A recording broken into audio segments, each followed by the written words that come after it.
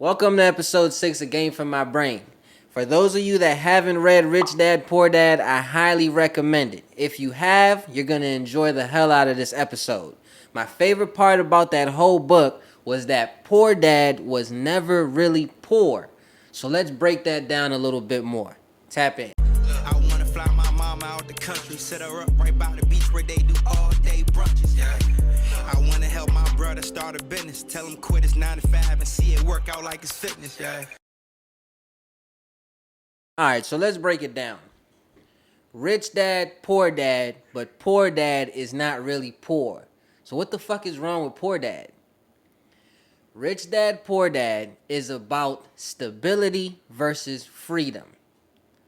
Poor Dad was stable, Rich Dad was free. And I want to ask you guys today, which one would you rather? I'm going to tell you a little story, okay? Bees always have stories, damn folklore or something like that, right? Talking to one of my homies, and he's like, yeah, man, I love chasing my dreams, but I'm starting to slow down a little bit because I need more stability. My girlfriend, I'm moving forward. Eventually, I want to have a kid. I need more stability, Bees. So it's taking me away from my dream a little bit. I said, yeah, man, awesome. I understand. That makes perfect sense.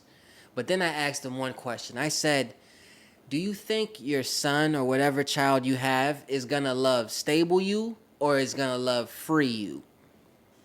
So for example, right, you want your dreams, you want to chase your dreams so eventually you could be financially free. That's what we all say. We don't want to worry about a dollar ever again. Our time does not equal our money.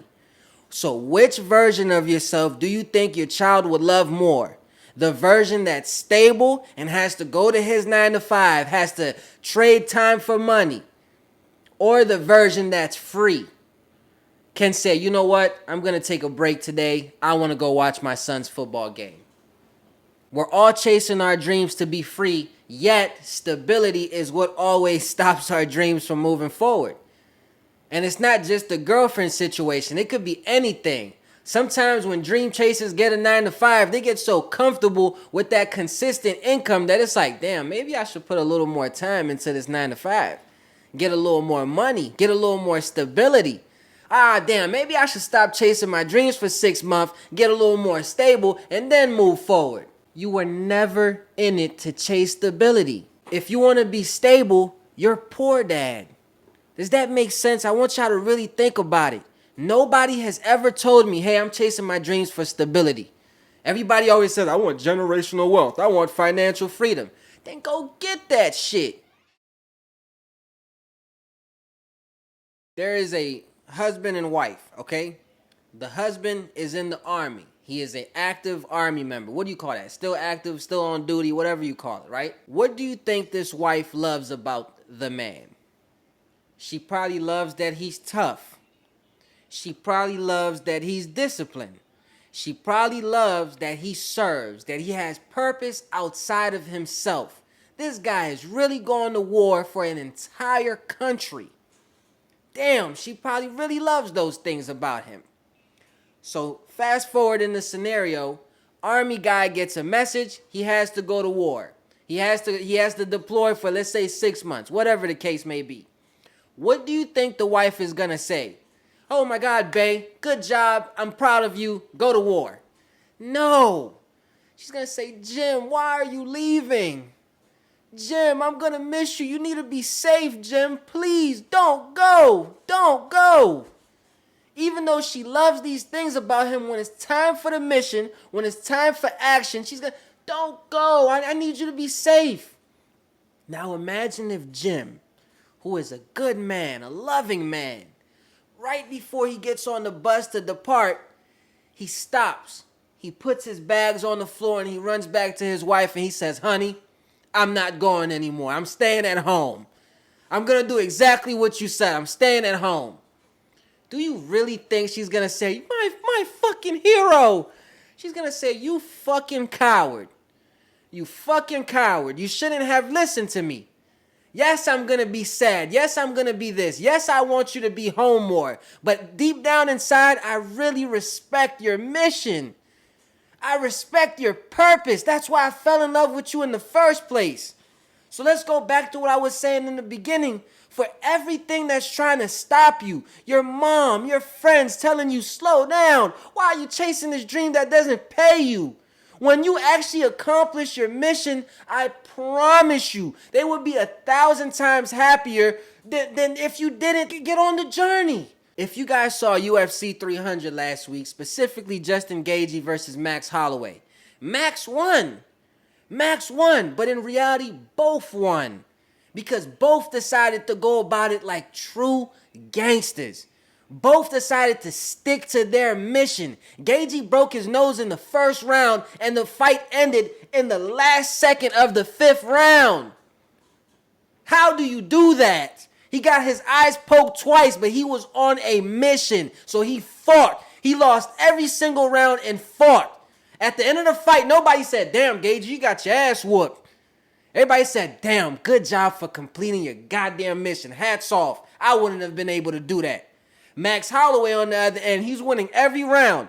And in the final 10 seconds, he points to the middle of that floor. That's where we're supposed to be, champ. Holloway shows some mortality. Look at this. Holloway just told him, stand right here.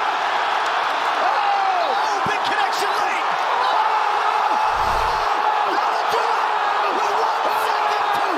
I know I'm beating you technically, but let's see who has more heart. Let's see who's willing to accomplish their mission.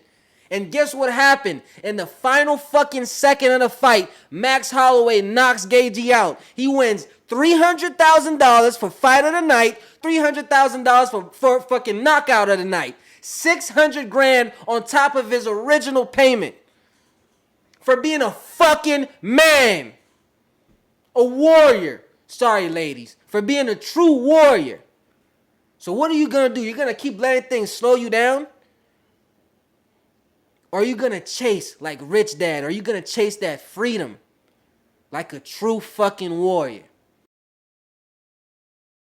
For this week's shout out, I'm going to be a little unorthodox. I'm going to broaden my horizon a little bit, all right?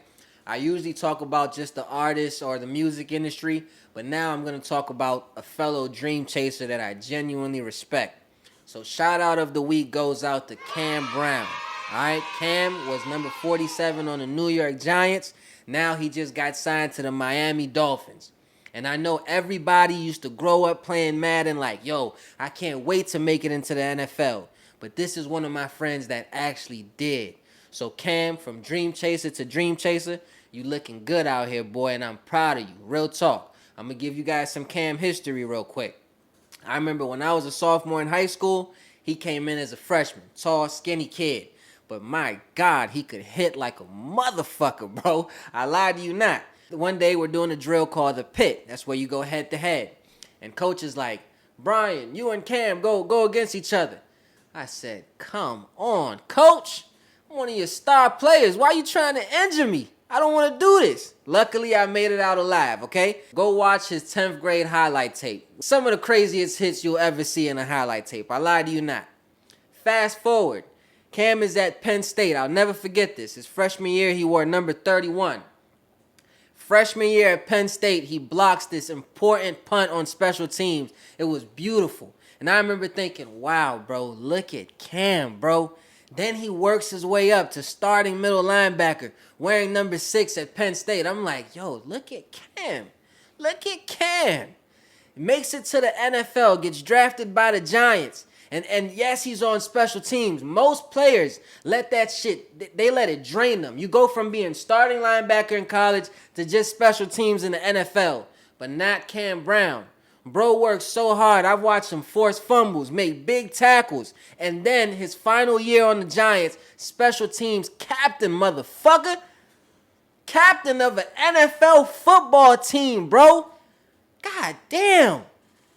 What a good way to work. And you would think it's over there. Now he just got signed to the Miami Dolphins. Cam, I seen that post the other day. I didn't repost it because I was so fucking proud. I knew I had to go above and beyond and showing my appreciation. And just thank you for motivating me, bro. Real talk. I know I motivate a lot of people to chase their dreams, but to see somebody living theirs, it really does something for me. So shout out to you. And again, looking good out here, boy. I wanna fly my mama out the country, set her up right by the beach where they do all day brunches, yeah. I wanna help my brother start a business, tell him quit his 9 to 5 and see it work out like it's fitness, yeah.